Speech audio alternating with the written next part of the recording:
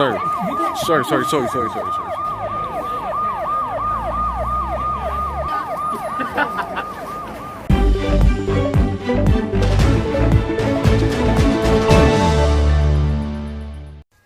Jambo good people, welcome to the African Diaspora News Channel. I'm your host, African Tigress from Nairobi, Kenya, here to keep you up to date with everything happening across the motherland or issues of interest to the motherland. So in case this is your first time here, kindly consider subscribing and tap the bell for notification so that you will always get notified whenever we are posting some news coming from Nigeria, another Chinese story on the continent. You know, we've had a lot of things that the Chinese have done on the continent or are still doing. I've covered a lot of it both on this platform and on my YouTube channel. The growth, breaking the law, locking up workers, and it seems like these people really never learn a lesson. Well, a Chinese couple in Abuja, Nigeria, has been locking 8 of its employees for the past 4 months. Can you imagine that? These employees were not even allowed to step out of the compound where they were working for the past 4 months. You know, when this COVID situation broke out, okay, reports say that it started in China, but I don't know why Africans are really facing the effect of being treated and discriminated based on this. We saw what happened in Zambia, whereby the Chinese locked their workers for the fear that if they go home and come back, they're going to bring the viruses. So they put them in some containers, some bad places to sleep. There's this saying that goes, there's no dignity in poverty. And I believe some of these people are just actually forced to accept the conditions because that is the only source of income, or that's the only way they can put food to the table. It's really so sad. The police have arrested a Chinese couple in Abuja for allegedly locking up their Nigerian employees in their apartment for the past 4 months. 8 domestic workers were rescued by the personnel of the Utako Divisional Police Station on Tuesday following a tip-off by a resident who reported the incident to the human rights radio station. The police raided the residence of the Chinese in Jabi area, Abuja, and took the unidentified couple and their domestic employees to the station. The victims said that they had been locked up in the apartment since February. One of the workers, a lady, said that they were not allowed to move out of the building and that the couple refused to allow her to go for treatment when she took ill. Can you believe this? They could not even allow somebody to seek medical attention. I mean, we had such a situation, an almost situation in China, whereby the black people, Africans, some of them were even being locked in their houses and prevented to go out to even seek food. Can you believe this is happening in the motherland? This is very disrespectful. I don't know what they would have said or what they would have done if this person actually passed on. Indeed, there is no dignity in poverty. The lady stated, "When I was seriously sick, I asked these people," referring to the Chinese couple, "to open the gate for me, but they refused until I became very angry before they opened the door. I know my life might be at risk, but I don't mind. Let the world know what is happening." I'm so proud, I'm so glad that this lady has decided to actually speak up so as to help those who cannot really speak. You know, some people are just so afraid to speak up, and then we have these people in society who are not afraid, who will stand up for themselves. They told us that if someone was going out, he could help buy something for us. But when this man, referring to a colleague, went out to buy a sachet of water, they deducted his salary. What do they want us to do? We had to stay in the room and talk to people through windows. It's like a prison. They didn't give us food. Apart from the salary, they didn't give us anything. They even cut our salaries. The driver of this Chinese couple said that they had been working against their will. They had not been allowed to go out since the outbreak of COVID in February. He said, "They never allowed us to go out since February. If any of us went out, and they know a certain percentage of the person's salary would be deducted. Wow. Wow. Sounds like slavery. This is so heartbreaking.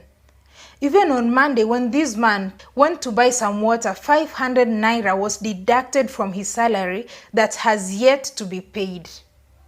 Another worker complained on how they deducted 3,000 nairas from his salary when he went out to fill the pension forms. When I was seriously angry before they opened the door for me. So it's right time to let the work. Me, I know my work will be at risk, but I don't mind. Let me go for some people. See this one. In the sea. Come on, go back to us. Come back. They got his money that he came back late with 8 minutes.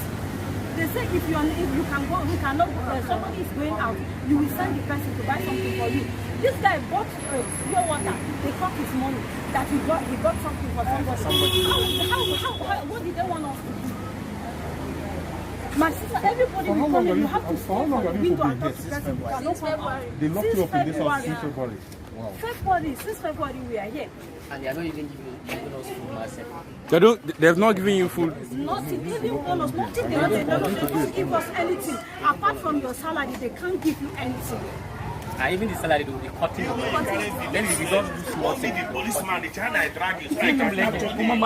Move now. Sorry.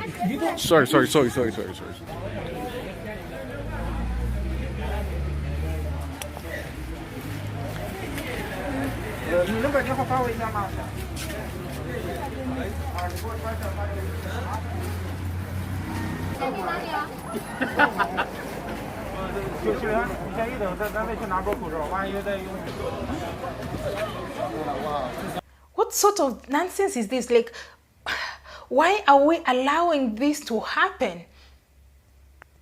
I know sometimes the economic situations might be tough, it might be hard, but let's not allow people to just disrespect us.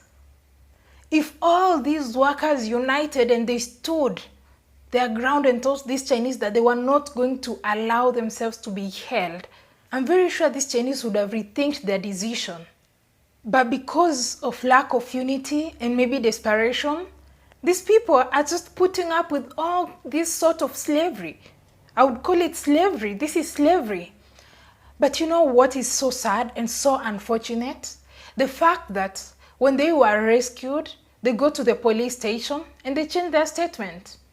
They say that they were not forcibly held at this place. But earlier in the video, you can see they were not happy. They were complaining on how they've been held for that long. So apparently they've refused to cooperate with the police, but still the police are investigating the matter. It's so disheartening. It's sad because you know what? Like I said, there's no dignity in poverty.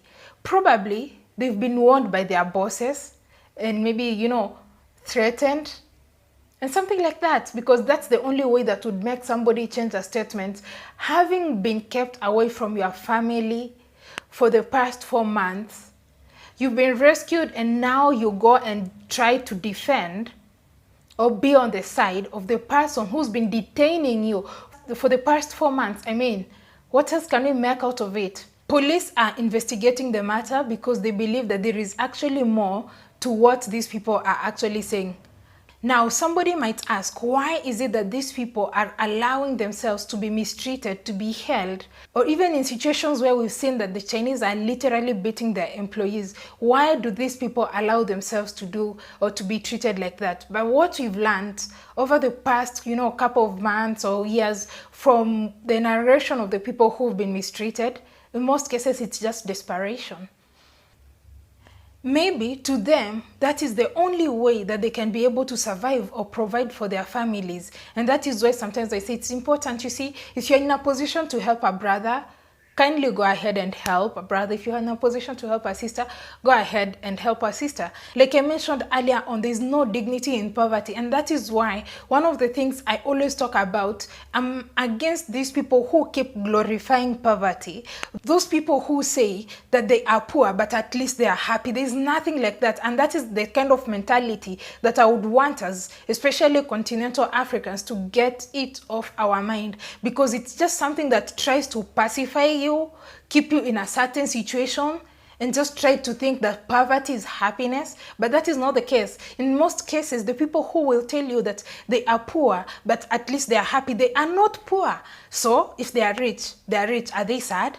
No, there's no dignity in poverty. If these people were able to provide for their families, they would not be suffering. They would not be going through this kind of nonsense and poor treatment that they are going. So let's also get rid of that statement of they are poor, but at least they are happy. There is no happiness in poverty. The fact that you are worried what you're gonna eat, the fact that you're worried you might not be able to provide the medical attention to your family, the fact that you might not be able to pay school fees to your child, you're having trouble getting food to eat, and you don't even have maybe a decent house.